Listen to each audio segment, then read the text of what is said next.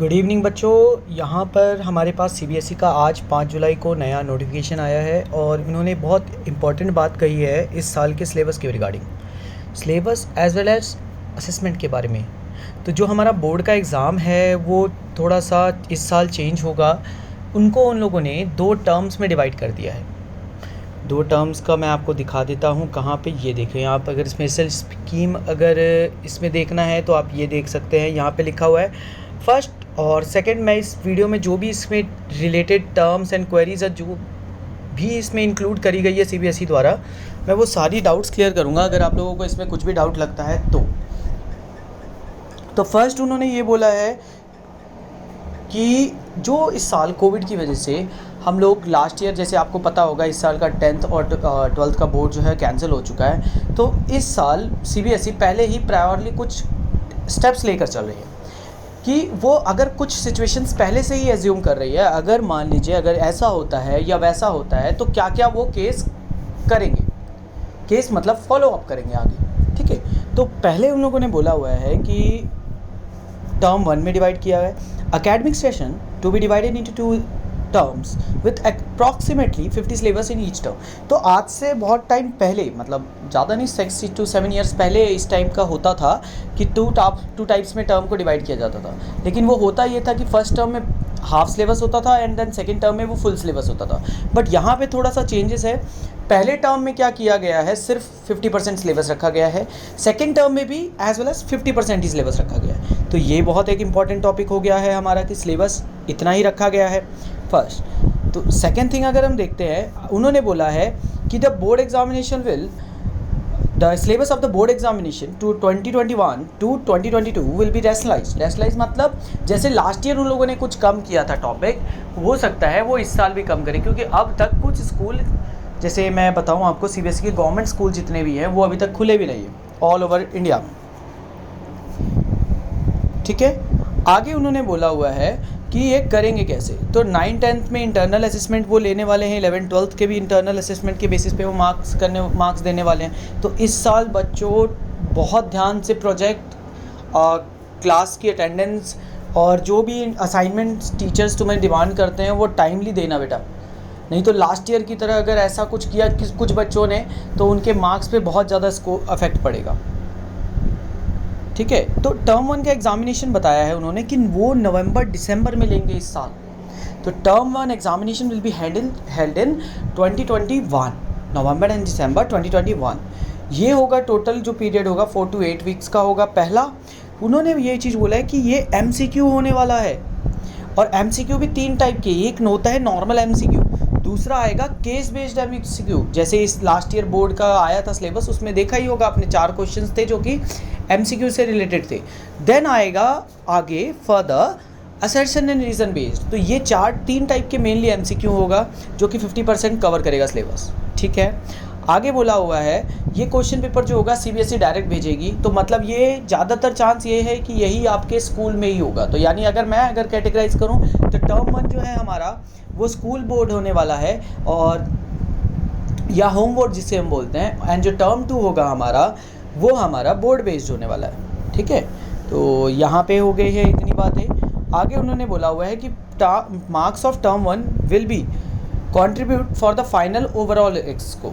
तो यानी जो भी ओवरऑल स्कोर आपका मिलने वाला है उस पर वो फाइनल स्कोर इफेक्ट करेगा। दूसरा बोल रहा है वो टर्म 2 का एग्जामिनेशन यानी ईयर एंड का, ये भी 50% सिलेबस करेगा। मतलब मान लीजिए अगर मैथ्स में हमारे जैसे 10th का जो मैथ्स का सिलेबस है उसमें 15 चैप्टर है इंक्लूडिंग प्रोबेबिलिटी, तो 50% ले लिया। मान लीजिए ट्रिग्नोमेट्री या कोऑर्डिनेट ज्योमेट्री तक ले चुके हैं, और बाकी के जो 50% चैप्टर हैं वो बाद में लेंगे वो लोग, ठीक है। क्लियर, इतना हो गया है। इसके बाद उन्होंने बोला है कि वो 2 घंटे का पेपर होगा। पहले वाला जो पेपर था टर्म 1 वो सिर्फ 90 मिनट्स का था। तो I guess for 90 minutes they will be providing around 120 to 150 questions, यानी 120 से 150 क्वेश्चन के बीच में वो प्रोवाइड करेंगे अगर वो 90 मिनट का टाइम ले रहे हैं तो। अगला उन्होंने बोला हुआ है 2 घंटे का पेपर होगा, और इसमें केस बेस्ड क्वेश्चन होंगे, सिचुएशन बेस्ड जो कि होगा, शॉर्ट आंसर और लॉन्ग आंसर। तो यानी ये हमारा डिस्क्रिप्टिव एग्ज़ाम होने वाला है, जैसा होता था हमारा नॉर्मली होता है वो, ठीक है। और आगे बोला हुआ है कि अगर नॉर्मल डिस्क्रिप्टिव एग्जामिनेशन पॉसिबल नहीं होगा तो वो फिर से एमसीक्यू एग्ज़ाम ही लेंगे। अगर इन केस। आगे उन लोगों ने 4 बहुत ही ज़्यादा इंपॉर्टेंट बात करी है। उन्होंने बोला हुआ है in case situation of the pandemic improve, अगर मान लेते हैं सिचुएशन ठीक हो गई, ठीक है, और स्कूल या सेंटर जो हो गया वो नॉर्मली स्कूल मतलब एग्ज़ाम कंडक्ट कर सकता है, तो बोर्ड क्या करेगा, दोनों एग्ज़ाम कंडक्ट करेगा स्कूल या सेंटर पे। अभी बोर्ड ने ये डिसाइड फाइनल नहीं किया है कि वो दोनों टर्म के एग्जामिनेशन कहाँ करेगा, स्कूल्स में करेगा या अपने सेंटर्स खुद प्रोवाइड करवाएगा, ठीक है।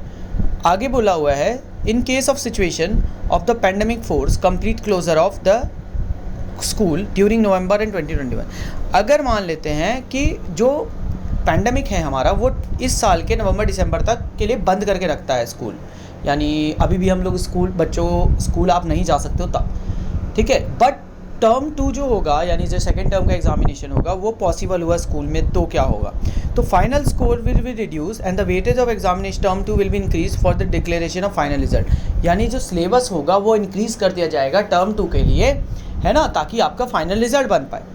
क्लियर। नेक्स्ट बोला हुआ है in case of the situation of the pandemic force complete closure of school during March, है ना, 2022।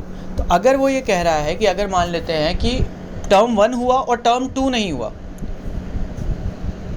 नहीं, थर्ड पॉइंट में ये बोला हुआ है कि अगर टर्म 1 होता है एंड टर्म 2 नहीं हो पाता है, मान लीजिए टर्म 1 आप लोगों ने नवंबर दिसंबर में एग्ज़ाम जाके दे दिया लेकिन टर्म 2 नहीं हो पाता है, तब क्या होगा, तो ओवरऑल जो भी परसेंटेज होगा वो आपके 2 चीज़ों पे कैलकुलेट होगा, एक तो टर्म 1 के मार्क्स पे and another one will be the marks you will have been scored in internal assessment, practical exams, ठीक है, इन सब चीज़ों पे।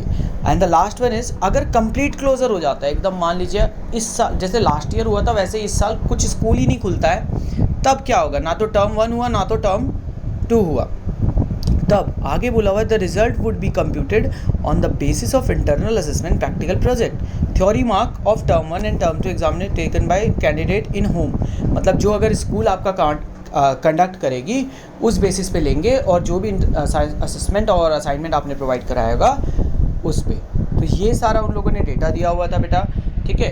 तो इन सब चीज़ों के बारे में हम लोगों ने बात करी है, मेरे अकॉर्डिंग हो सकता है आप लोगों को समझ में आया हो, अगर नहीं आता है तो आप लोग मुझे कमेंट करके बता सकते हो, मुझे अगर लगेगा कि हाँ कुछ कमेंट कोई पॉइंट छूट गया है मैं तुरंत ही नेक्स्ट वीडियो डाल दूँगा आप लोगों के सारे कमेंट्स एक साथ करने के बाद। मेरा नाम रोशन सर है बेटा, ठीक है, और ये मैंने तुम्हें ओवरव्यू दिया है जो भी हमारा CBSE का इस अभी नोटिफिकेशन आया हुआ था, और ऐसे ही नोटिफिकेशन और जितने भी आएंगे जिसमें मुझे लगेगा कि हाँ बच्चों को हो सकता है इसमें डाउट आने वाला हो या बच्चे ना समझ पाए, तो इसलिए मैं और वीडियोज़ डालता रहूँगा, ठीक है। और इसको जितना ज़्यादा हो शेयर करो अपने फ्रेंड्स के साथ, लाइक ज़रूर करना और सब्सक्राइब करना ताकि मैं आगे भी तुम्हें बता पाऊँ। थैंक यू बेटा।